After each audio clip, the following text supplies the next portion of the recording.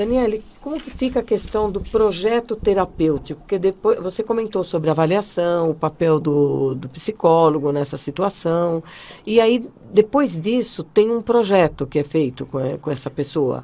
O que vocês chamam de projeto terapêutico, é isso mesmo? Antes disso, desculpa, pegando um gancho nisso também, desculpa. Existe alguma pista de hereditariedade no quesito suicida? Então, respondendo à pergunta da Pina, né? O projeto terapêutico singular, ele é feito durante a avaliação. Então, esse paciente vem para nós com um processo de triagem, o primeiro acolhimento, e nós já identificamos. É caso para nós, CAPS, né? É um caso grave, ele fica conosco. Precisamos usar a rede? Precisamos do hospital? Não precisamos. Vai para a UBS, né? A UBS é a Unidade Básica de Saúde, são os casos de menos gravidade. Nessa primeira avaliação, nós já identificamos qual é o projeto dele, ou seja, quais são as ações, né, que nós vamos fazer com ele dentro do CAPS, visando a reabilitação psicossocial. Né? Então, esse projeto terapêutico pode consistir em avaliações, em sessões com o psicólogo, pode... terapia de grupo ou não? Terapia de grupo, oficinas terapêuticas e várias outras. Por exemplo, lá no CAPS nós temos o grupo de habilidades sociais, que é um grupo que visa o desenvolvimento de um repertório de comportamento que faça com que esse indivíduo, que tanto tem a tendência ao suicídio quanto outros transtornos mentais, ele consiga se adaptar às exigências da sociedade e que ele consiga resolver os seus próprios problemas, né?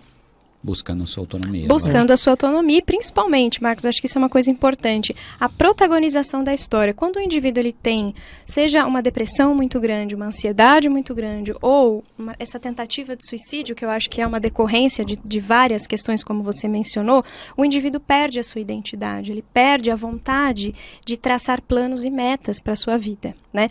Então, o nosso papel no CAPS... Quer dizer, provoca uma desestruturação generalizada na vida da pessoa, né? Exatamente, é uma desestruturação. Escute, tem casos que a pessoa vai, ela procura o atendimento, vocês fazem o projeto terapêutico com ele e depois ele começa a sumir das terapias. Como que vocês agem nessa situação? Acontece isso ou não? Ou fica na responsabilidade de um familiar levá-lo religiosamente, né, nos horários que está marcado? Como vocês tratam essa situação? Porque se é um caso que a pessoa já tem essa tendência e aí some, existe alguma coisa que o CAPS faça para acompanhar ou não? Isso também faz sentido numa perspectiva de evitação, não é isso também? Sim, muitas vezes. Exatamente, a pessoa muitas vezes ela não quer olhar para isso, né? Às vezes ela não consegue lidar com os seus próprios monstros, que a gente chama, né? Nós fazemos sim a busca ativa desse paciente. Então o paciente começou, estava indo bem, acontece muito isso, Pina. O paciente melhora e vai embora, né? Ou some. Já está curado, Exatamente. Tem uma pequena melhora. Pronto, eu já estou ótimo. Já. Tomei o remedinho, estou bem, vou embora. E a gente sempre enfatiza, e isso eu quero que nós possamos enfatizar aqui, que tem que continuar o tratamento. Você melhorou? Ótimo. Mas vamos continuar para que você consiga dar conta das suas exigências de verdade, né? Então, por exemplo, o paciente sumiu, nós fazemos o contato com a família, nós fazemos o contato com o paciente, nós chamamos de novo. Quando nós não temos sucesso, nós pegamos o carro lá da prefeitura e nós vamos atrás desse paciente, que é o que nós chamamos de busca ativa. É claro que nós também respeitamos o desejo. De repente, o paciente chega para nós e fala, não quero mais o tratamento, eu não quero, não, né? Nós respeitamos. Sempre mostramos para ele que você melhorou, então você pode melhorar mais, né? E o que é importante a gente dizer também é que esse projeto terapêutico ele é feito com o usuário.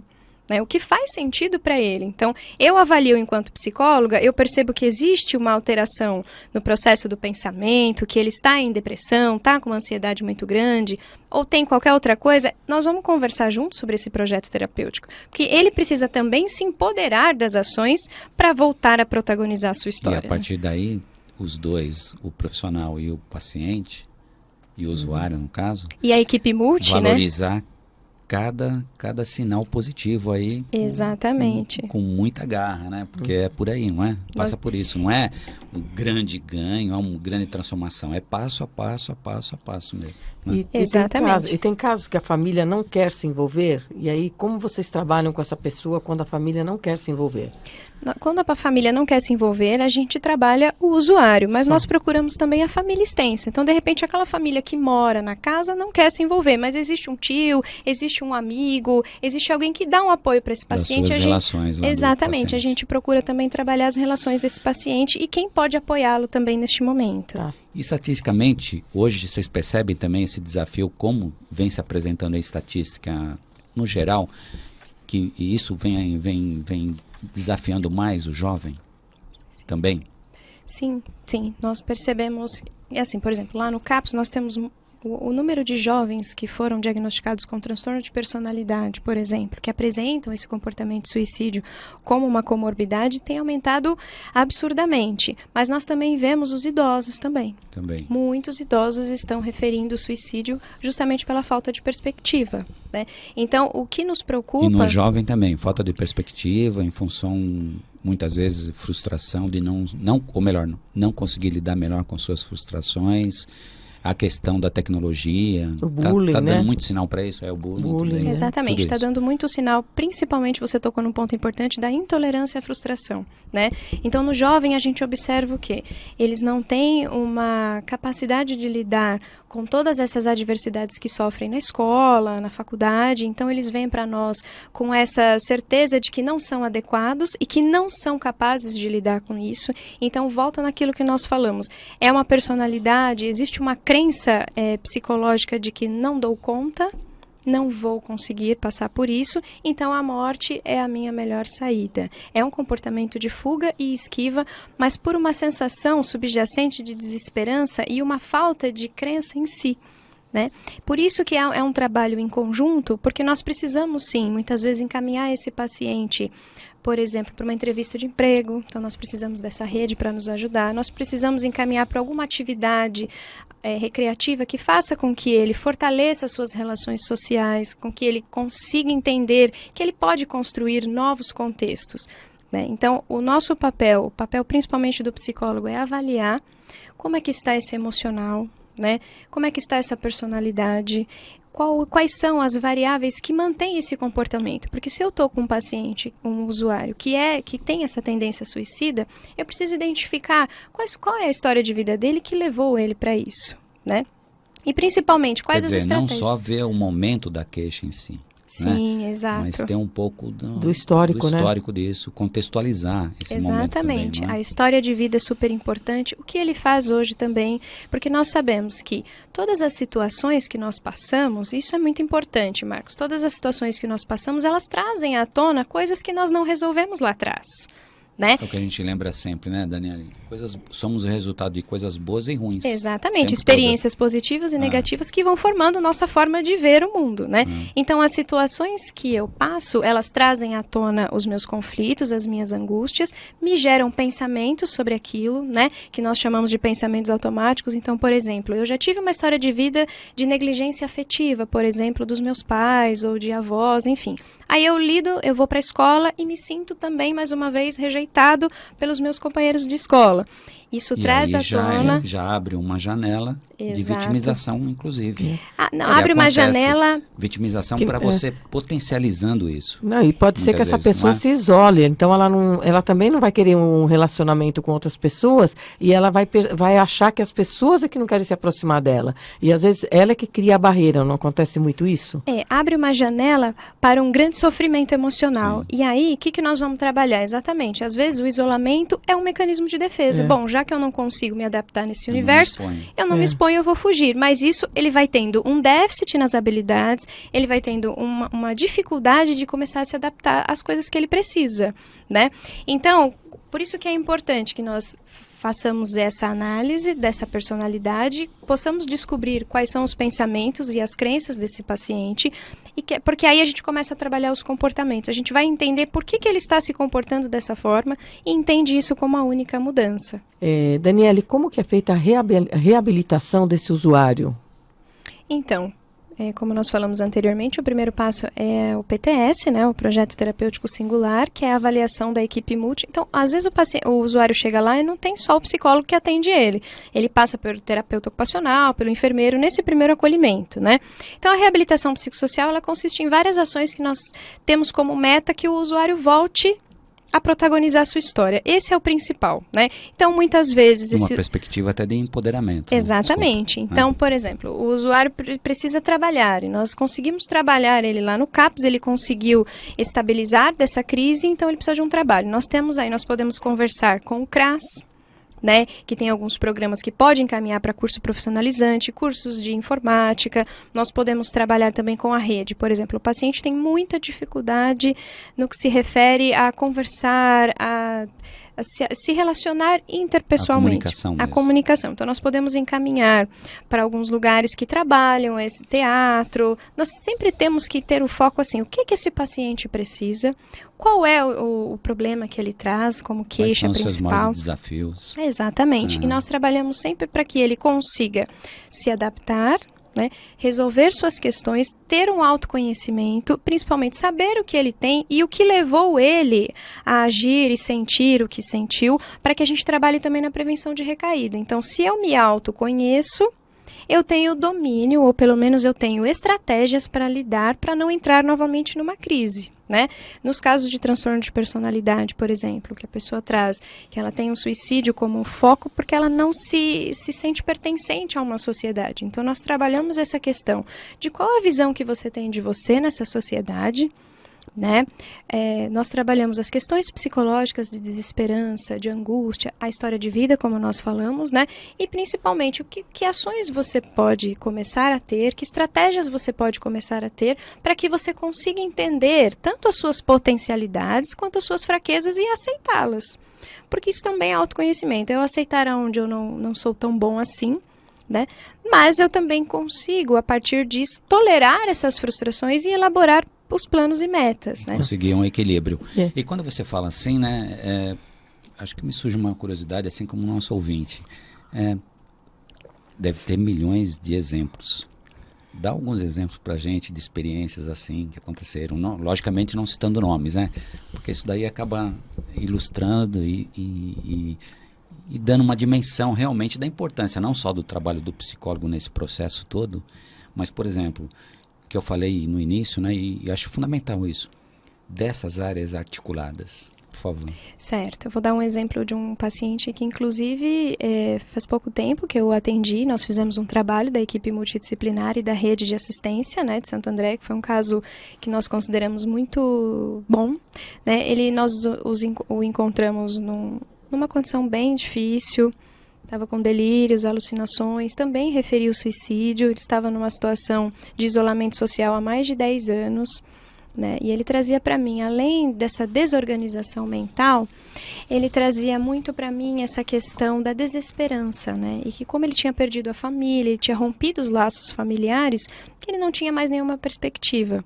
Então nós fomos trabalhando juntos a questão, primeiramente, da história de vida dele, né? Nós entendemos o porquê que ele resolveu se isolar, que aí é a importância da avaliação das variáveis que controlam o comportamento, que isso é feito pelo psicólogo, né? Em seguida, nós entendemos que ele tinha esse desejo, depois que ele passou em avaliação com o psiquiatra, depois que nós começamos o trabalho das sessões de psicologia, que ele começou a participar do grupo de habilidades sociais, ele melhorou bastante, né? E ele começou a entender que ele sentia a necessidade... Quer dizer, antes de tudo, ele se permitiu a isso. Ele se permitiu, exatamente. E houve essa adesão. Isso. Que é fundamental, né? Exatamente. Nós temos um papel fundamental, mas se o usuário não nos deixa entrar, nós não conseguimos, né? Porque, na verdade, nós não dizemos o que ele faz ou não, nós norteamos um caminho para que ele mesmo busque o seu próprio autoconhecimento e a sua própria história, né? Ele tem que voltar. Fora. Exatamente. Então, esse caso, nós descobrimos que ele tinha uma grande necessidade e um desejo de voltar a trabalhar, então nós conseguimos estabilizá-lo para que ele voltasse a trabalhar. Nós encontramos a família dele. Então, nisso, nós levamos ele até a família, fizemos um trabalho com o CRAS. Qual foi a importância da rede nesse contexto? Nós precisamos do CRAS para descobrir onde que estava essa família, né? Para descobrir as origens desse paciente, onde é que estão as pessoas que ele conviveu. Então, tudo isso a equipe do Serviço de Saúde de Santo André auxiliou. E hoje ele é um usuário que trabalha, né? Ele tem a vida dele, reencontrou essa família, estabeleceu novamente, restabeleceu esses laços. Então é um caso de sucesso. Olha, parabéns aí pelo trabalho de vocês, né? E vocês fazem algum acompanhamento? Porque vocês chegam a dar alta, né, para o usuário e depois existe um acompanhamento de tempos em tempos ou não? Quando o usuário ele melhora bastante, ele sai da situação de crise, nós encaminhamos para que ele dê continuidade ao acompanhamento nas UBS, são as Unidades Básicas de Saúde, onde ele continua assistido, né? E caso ele venha a ter uma nova crise ou volte novamente numa situação de sofrimento significativo, nós temos um matriciamento que nós conversamos com a rede sobre os pacientes que nós encaminhamos e eles encaminham para nós, e esse usuário pode voltar. E a gente volta a fazer novamente o trabalho. Mas nós estamos sempre em contato para saber como é que estão esses casos, como é que ele está lidando com essa nova etapa da vida.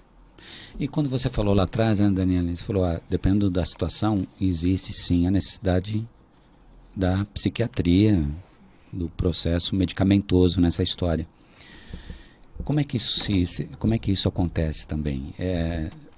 Isso acontece, que eu estou perguntando assim, quando envolve, né, determinada necessidade de uso de medicamento e tal, tem que ter uma atenção redobrada para tudo isso. Como é que é esse trabalho? Esse trabalho é muito mais atento, aguçado, envolve muito mais, envolve, quer dizer, outras áreas. Como é que isso acontece?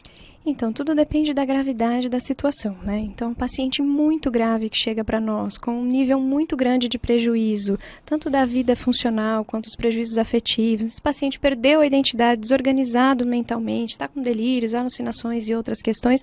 A gente solicita uma avaliação psiquiátrica para que essa medicação também nos ajude, né, a conter um pouco essa crise. E aí, a partir daí, nós começamos com um trabalho da equipe multiprofissional. Daniele, como que se dá a prevenção ao suicídio? Porque assim, essa pessoa ela acaba dando algumas pistas. Como que a família pode perceber que isso está acontecendo? E como que pode prever isso? Que seriam os primeiros sinais, né? Os primeiros sinais, isso. Os primeiros sinais do suicídio é o isolamento, segundo o que nós temos aí informações dos estudos, né? É quando a pessoa começa a referir muito essa questão de, olha, eu sou muito inadequado, eu acho que eu não tenho mesmo como vencer nessa vida tão difícil. Você pergunta para essa pessoa como você se imagina. Desesperança, desinteresse, angústia, tristeza excessiva. Então você percebe que a pessoa parou de fazer as coisas que ela fazia antes. E uma coisa que eu acho que é fundamental, você pergunta para esse usuário, como você se imagina daqui 2 anos? Aí ele diz para você, eu não imagino nada. Né? É uma pessoa que constantemente ela nos avisa que ela está triste e que ela não tem mais chance. E o que cai muito no senso comum, né? Que às vezes as pessoas falam, quem vai se matar não avisa, né? A pessoa, ela avisa, ela dá sinais, ela busca uma ajuda. Então é importante estar atento a esses sinais. Não necessariamente falando, mas o comportamento também exatamente, diz muito, né? O jeito da pessoa, não é? Então, quer dizer, aquela pessoa se mostrava assim, de repente mudou esse comportamento, está mais isolado, está mais, indiferente a tudo. Quer dizer, não é que vamos vê-lo como potencial suicida, mas tem uma atenção maior, independente se é para suicídio ou não, não é? Não é isso? Sim. Acho que é essa necessidade, essa sensibilidade é nesse sentido, né? Não de rotulá-lo também, né? Sim, e outro fator importante também do suicídio é a impulsividade, né? Muitas vezes a pessoa que tem essa característica ela é muito impulsiva também. Então, estar atento também é uma pessoa impulsiva, é uma pessoa que muitas vezes não tem o controle das emoções, também é um sinal. Daniele, tem alguma diferença entre o jovem que está dando essas pistas e o idoso? Alguma diferença? Como que a gente pode perceber no idoso alguma pista? Os traços, isso, exatamente. A minha experiência profissional, o idoso, quando você atende o idoso, ele consegue verbalizar mais, né? Às vezes o adolescente, ele dá uma camufla, ele camufla um pouco às vezes, né? Às vezes ele fala de uma outra forma. Mas o idoso, o que traz muito forte no traço do suicídio no idoso é quando ele diz assim que ele não é útil mais. Eu não sou útil, eu sou um peso para as pessoas, eu acho que se eu não existisse mais, sirvo mais para nada. Eu não sirvo mais para nada, que é a perda do papel, né? Então, muitas vezes, quando a pessoa perde esse papel, ele sente isso, né? E muitas vezes está atrelado a um histórico de solidão, de ausência dessa família. Então, no idoso, isso é muito marcante, quando ele diz que é inútil, e não tem mais serventia nessa terra. Né? Todos que nós vimos é assim. Hoje no nosso Falando de Gente, aqui na Baruch FM, a rádio que a gente faz, compartilha e curte, nós recebemos aqui a Daniele Rossi. A Daniele é psicóloga, atua no CAPES de Santo André, que é uma cidade do grande ABC paulista. A Daniele possui especialização em saúde mental e psicopedagogia clínica e institucional. E a gente falou durante uma hora aqui sobre suicídio, sobre Setembro Amarelo, né? E batemos esse papo aqui tão necessário, né? E a gente propõe mesmo, né?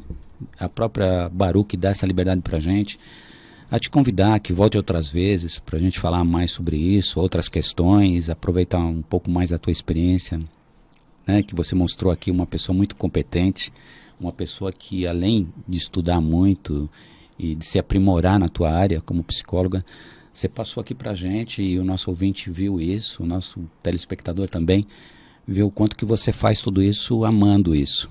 Eu acho que quando a gente fala com relação ao tratar o outro, na verdade, a gente trata acolhendo o outro, né? Olhando o outro, reconhecendo o outro. E na tua fala ficou muito claro isso. Parabéns pelo teu trabalho, felicidade, saúde e conte sempre aqui com a gente. Volte outras vezes. Eu que agradeço, eu agradeço, é muito importante isso que você falou. Eu acho que é muito importante esse programa porque para que a gente consiga conscientizar a população a importância desse tema tão relevante hoje. Eu agradeço e muito obrigada. Daniele, quem quiser saber mais sobre isso, estudar, ler alguma coisa mais sobre isso, tem alguma sugestão aí? Então, eu sempre indico a terapia cognitiva do Aaron Beck, que eu acho que é bem importante, fala bastante sobre isso, o grupo de habilidades sociais dele também.